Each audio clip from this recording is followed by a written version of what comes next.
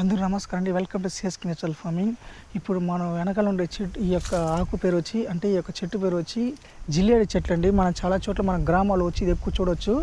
అంటే దీన్ని ఎలా మన ప్రకృతి వ్యవసాయంలో వాడి దీనివల్ల మన పంటకి ఎట్లాంటి దిగుబడి వస్తుంది, ఈ యొక్క జిల్లేడాకులు వేయడం వల్ల మన పంటకి ఏం లాభము, దీన్ని వేయడం వల్ల మన భూమిలో ఉండే సూక్ష్మజీవుల్ని అంటే చెడు చేసే క్రిముల్ని ఎలా అణిచివేస్తుంది, అంటే దీన్ని వేయడం వల్ల మన మట్టి కార్బన్ శాతం ఎలా ఇంక్రీజ్ చేస్తుంది, దీన్ని వేయడం వల్ల మనకి ఏ పోషకాలు ఎటువంటి పోషకాలు ఎప్పుడప్పుడు లభిస్తాయని దీని గురించి మనం చెప్తామండి. అంటే మన గ్రామాల్లో ఎక్కువసార్లు దీని యొక్క జిల్లేడాకులు చూడవచ్చు. మీరు చూడండి, ఇప్పుడు ఎప్పుడు మనకి కెమికల్ ఫెర్టిలైజర్ వచ్చిందో అంటే ఎప్పుడు వచ్చిందో మనం ఈ యొక్క జిల్లేడాకులు, వేపాకులు, కానుగాకులు, గ్లైరిసీడియా, మళ్ళీ బొప్పాయి ఆకులు, సీతాఫలం ఆకులు, తంగేడాకులు, ఈ తంగేడాకులు ఇట్లాంటి చాలా రకాల ఆకులు మనం వాటి నుంచి దూరం అయ్యి మనం ఇక్కడ టౌన్కి వెళ్ళి మన బండి ఎత్తుకుని పోతే మనం 50 కేజీల బస్తా తీసుకుని వచ్చి మన కైలు వేస్తామండి. దీన్ని వేయడం వల్ల మీరు ఇప్పుడు బాగొచ్చు ఇంకో 10 ఏళ్ళ తర్వాత మీ భూమి బుర్రమట్టి అయిపోవడం వల్ల, లేకపోతే మీ ఇసుక మట్టి అయితే బుర్రమట్టి అయిపోతుంది, బంక మట్టి అయితే మీకు చౌడు భూమి అయిపోయి మీరు టోటల్గా దాంట్లో ఉండే టోటల్గా యొక్క సూక్ష్మజీవులు నశించిపోయి మీ భూమి మీరే పాడు చేసుకునే దాని యొక్క అట్లాంటి స్థాయికి వచ్చేస్తుందండి. ఖచ్చితంగా వస్తారు ఇంకో 10 ఏళ్ళలో. మీరు చూడండి, అంటే ఈ యొక్క కైల చుట్టూ మొత్తం ఈ యొక్క జిల్లేడాకులో ఉండేది, అంటే గట్ల మీద అంటే ఎక్కడెక్కడ గట్లు ఉండదు ఆడాడ ఉండదండి.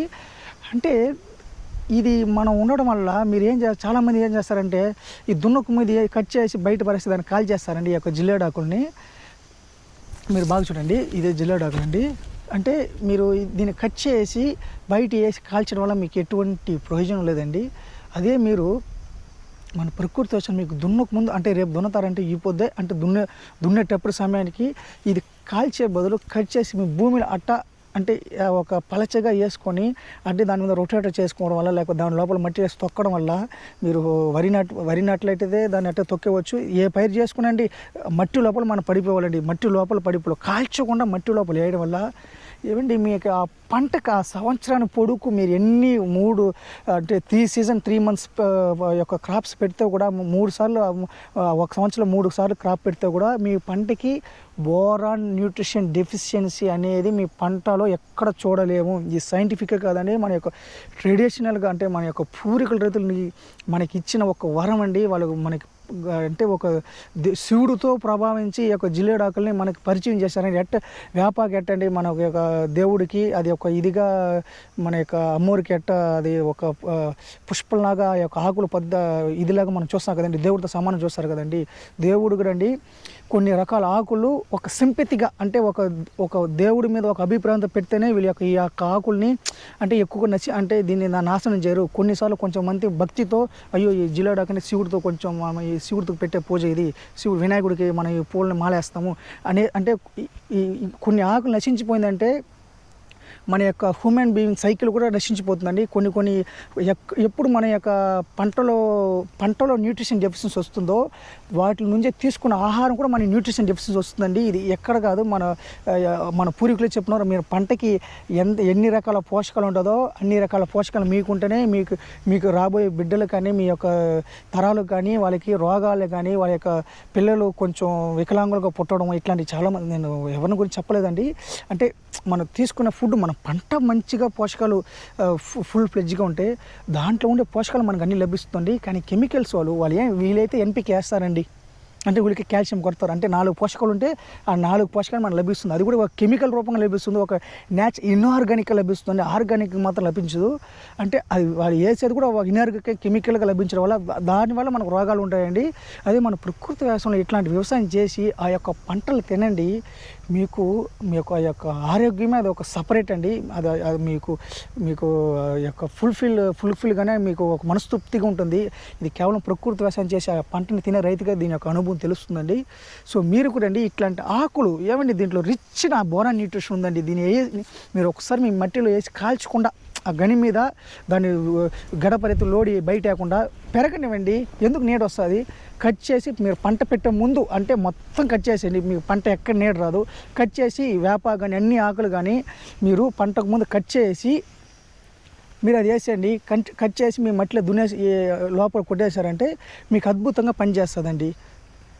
కానీ మీరు అది వేసి బయట కాల్చడం వల్ల మీకు ఎటువంటి ప్రయోజనం లేదండి.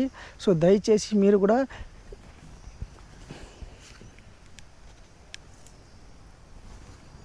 అంటే ఇట్లాంటి ఆకులను మీరు వేసుకోవచ్చండి. ఇంకొకటి మెయిన్ అండి నేను చెప్పేది ఏమిటంటే దీని వేయడం వల్ల మనకు బోరాన్ న్యూట్రిషన్ వస్తుంది. ఇంకోటి ఐరన్, జింక్, పొటాషియం అన్ని రకాల పోషకాలు మన పంటకి లభిస్తుంది మన పంటకి. అదే కానీ మీరు కెమికల్ ఫామ్లో బయట తెచ్చి కొన్ని వేలల కొద్ది తెచ్చేవాళ్ళండి ఆ బోరాన్ న్యూట్రిషన్ అనేది మన పంటకు అత్యధికంగా పూత స్థాయిలో కాయల స్థాయిలో ఎక్కువ మనకు కావాల్సిన వస్తుందండి. ఇంకోటి దీంట్లో ఉండే యాంటీ ఆక్సిడెంట్ అండి. కానీ మీరు ఎరువులు వేస్తే వాళ్ళు ఎక్కడ కానీ యాంటీ ఆక్సిడెంట్ కానీ ఎన్విరాన్మెంట్ స్ట్రెస్ కానీ సాప్నిన్స్, టానిన్స్ అంటే యాంటీ మైక్రోబల్ కండక్ట్ అనేది ఎక్కడ కానీ ఫెర్టిలైజర్స్లో పెస్టిసైడ్స్లో ఉండదండి. అంటే వాళ్ళు ఇచ్చే ఎరువులు యాడ్ ఉండదు. కానీ ఒక్క ఆకు వేయడం వల్ల మన పంటకి పోషకాలు లభిస్తుంది. అంటే మన పంటకి కావాల్సిన జింక్, పొటాషియం, బోరాన్ అనేది ఈ ఆకుల ద్వారా మనకు లభిస్తుంది. పంటకు కావాల్సిన కార్బన్ శాతం కూడా మన దీంట్లో డీకంపోజ్ అయితే మన పంట కూడా కార్బన్ అనేది దొరుకుతుందండి. సిఎన్ రేషియో కూడా మనకు అద్భుతంగా దొరుకుతుంది. కానీ కెమికల్ అట్లాంటి దొరకదు. ఇంకొకటి అండి దీంట్లో యాంటీ ఆక్సిడెంట్ అంటే ఇది మన మట్టికి ఎప్పుడు వేస్తాం. ఇప్పుడు చూడండి ఈ ఎలినో ప్రభావం వల్ల తీవ్ర ఎండ అంటే ఓవర్ హీట్ అండి. ఈ యొక్క హీట్ ఉండడం వల్ల హెవీ టెంపరేచర్ ఉండడం వల్ల ఇంకొకటి వర్షాలు ఎక్కువ కురవకపోవడం వల్ల ఇట్లాంటి టైంలో మన పంట అనేది స్ట్రెస్కి అడిక్ట్ అయిపోయి ఆ పంటలో ఉండే సెల్స్ అని ఎప్పుడు చనిపోతుందో ఆ పంట అనేది ఉన్న ఒకటే చనిపోయిన పాము అంటారు చూడండి. వీరు చనిపోయిన పాము వాడిని ఎందుకు కూడా అంటారు చూడండి. ఆ విధంగా ఎప్పుడు ఆ పంటలో ఉండే ఎన్విరాన్మెంట్ స్ట్రెస్కి, హీట్కి, ఎక్కువ వానకి, ఎక్కువ మంచుకి, ఎప్పుడు స్ట్రెస్కి అది ఎఫెక్ట్ అయిపోతుందో అప్పుడు మీ పంటలో ఉండే సెల్స్ డ్యామేజ్ అయిపోయిందంటే అప్పుడు మీ పంటకి మీ ఎక్కువ దిగుబడి రాదండి, పూతలు రాదు, పిందెలు రాదు.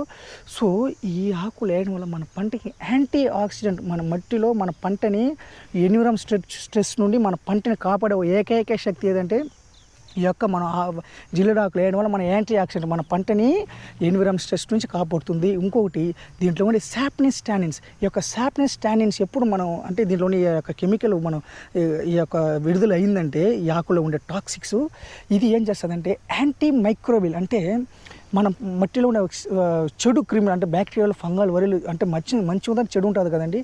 ఇట్లాంటి చెడు క్రిములని నాశనం చేసి మన పంటని వాటి నుంచి కాపాడుతుందండి. అంటే చెడు చేసి క్రిములు ఒక స్థాయిలో ఉంటుంది కదా వాటిని అన్నీ ఆ యొక్క టాక్సిక్ పోయి దాని మీద మన మట్టి ఆ యొక్క సారం దిగిందంటే ఆ యొక్క చెడు క్రిములు మన పంటకి వేరు ద్వారా ఏం సోకదండి. ఇంకొకటండి మనం ఈ యొక్క ఆకులు ఎప్పుడు వేస్తామో మన పంటకి ఇంతకుముందు మీరు పంట యొక్క మట్టి వేరే ఈ ఆకులు వేసి ఒక 2-3 సార్లు పంటలు పెట్టండి. మీకు ఎక్కువగా ఈ అంగిడి అంటే మీకు డ్రై మినర్ అంటే దిబ్బెరువులు కానీ అంగిడిలో ఫెర్టిలైజర్స్ కానీ మీ ఎక్కువగా మీ పంటకి రావాల్సిన అవసరం ఉండదండి. అంటే ఇదే విధంగా మన జిల్లేడాకులు కానీ, వేపాకులు కానీ, కానుగాకులు కానీ, అన్ని రకాల తంగేడాకులు కానీ ఈ విధంగా అన్నీ వేసుకుని ఉంటే మన మట్టిలో బ్యాలెన్స్ న్యూట్రిషన్ ఎప్పుడు మనం మెయింటైన్ చేస్తామో మన పంటకి బ్యాలెన్స్ న్యూట్రిషన్ లభిస్తుంది. ఎప్పుడు మన పంటకి బ్యాలెన్స్ న్యూట్రిషన్ లభిస్తుందో వాటి తింటే మనకు కూడా బ్యాలెన్స్ న్యూట్రిషన్ లభిస్తుంది. దయచేసి ప్రకృతి వ్యవసాయం చేయండి. ఇప్పుడు మనం కూడా ఈ కైలు చాలా చోట్ల ఉన్నాయి చూడండి. మీరైతే ఇది గడపలు అయితే వేస్తారు కానీ దాన్ని లోడ్ చేస్తారు కానీ మనకి అన్ని చోట్ల ఉన్నాయండి ఇట్లాంటి జిల్లేడాకులు. అంటే ఈ భూమికి సరిపడా ఈ యొక్క జిల్లేడాకులు ఈ భూమికి సరిపోవాలన్న జిల్లేడాకులు ఈ రైతుకి వీటిని కట్ చేసి ఆ రైతుకి బోరాన్ న్యూట్రిషన్ ఇది కావాల్సిన అవసరం లేదండి. సో మీరు కూడా దయచేసి డిఫారెస్టేషన్ చేయదండి. మీరు చెట్టు నీడకు వస్తుందనేసి చాలామంది వేపాకులు, ఈ యొక్క జిల్లేడాకులు, కానుగాకులు అనేది వాళ్ళు వచ్చి కొట్టి నీడ అనేసి కొట్టేస్తారండి. మీరు ఎప్పుడు చెట్లు కొడతారో అప్పుడే మీరు ఎక్కువసార్లు మీరు టౌన్కి వెళ్ళి ఆ ఫెర్టిలైజర్స్ కొనాల్సిన మీకు పరిస్థితి వస్తుంది. సో దయచేసి ఎప్పుడు నీడ ఎందుకంటే వస్తుంది. ఇప్పుడు మీరు పంట పెట్టే ముందు మొత్తం ఆ యొక్క ఆకులు కట్ చేసి ఆ ఉండే రెమ్మలు మీకు పోయి మీకు హోమ్ మేడ్ యూస్కి వస్తుంది వంటకి. అంటే మనం ఏదో కొన్ని ఉంటుంది కదండి మంచి సమస్య అట్లాంటివి వస్తుంది. ఇంకోటి ఆ రెమ్మలు ఎత్తుకొని ఆ ఆకులు మనం మట్టిలో వేసుకుంటే మీకు ఎందుకు నీడ వస్తుంది. మీరు పంట పెట్టే ముందు ఏ పంట చెనికేస్తారో ఆ ఆకులు కొట్టి మీరు మిక్స్ చేసేయండి. వరి నడతారో ఆకులు కొట్టి మిక్స్ చేసేయండి. మీరు ఎప్పుడు ఆకులు కొట్టేస్తారు మీ పంటకి నీడ ఎక్కువ రాదండి. ఆ కొమ్మల రెమ్మలుంటే మనకు పొయ్యికి మన ఇంటి సౌకర్యాలకు వస్తుంది. సో దయచేసి చెట్లు నరకొద్దని, నరికితే మీకు నీడ వస్తుంది. ఆ యొక్క మూఢనమ్మకాన్ని వదిలేండి. మీరు ఆకులు కొట్టేసి నీడ రాదండి, ఒట్టి కెమ్మలతో ఉంటుంది. మళ్ళీ ఇంకొక పైరుకి మనకు వచ్చేస్తుందండి. సో దయచేసి ప్రకృతి వ్యవసాయం చేయండి. మీరు కూడా మన యొక్క ఛానల్ ఫాలో చేసుకొని సబ్స్క్రైబ్ చేసుకొని చేయకపోయినా పర్వాలేదని ఖచ్చితంగా మీరు ప్రకృతి వ్యవసాయం కూడా వీటిని నాశనం చేయొద్దండి. రాబోయే తరాలకు మీరు ప్రకృతి వ్యవసాయం చేయకపోయినా ఈ యొక్క ఆకుల్ని మీరు వేస్ట్ అనేసి మీరు చేయొద్దండి. మనకి అన్ని దేవుడితో ముడిపోవడం వేయడం వల్ల మనకు అదొక సింపతిగా మనం భావిస్తున్నాయి. వేపాకులు, ఈ యొక్క జిల్లేడాకులు శివుడికి మన వినాయకుడికి మాలేస్తాం కాబట్టి దేవుడు కొన్ని ఇట్లాంటి ఆకులు వీళ్ళు పోయిందంటే మనకి ఇది అవుతుందనేసి మనకు దేవుడు ఒక సింపతి క్రియేట్ చేసి దీనిని మన దేవుళ్ళకి భావిస్తున్నామండి. సో దయచేసి మీరు ప్రకృతి వ్యవసాయం చేయండి, ప్రకృతి రైతులు పంపండి. Thank you.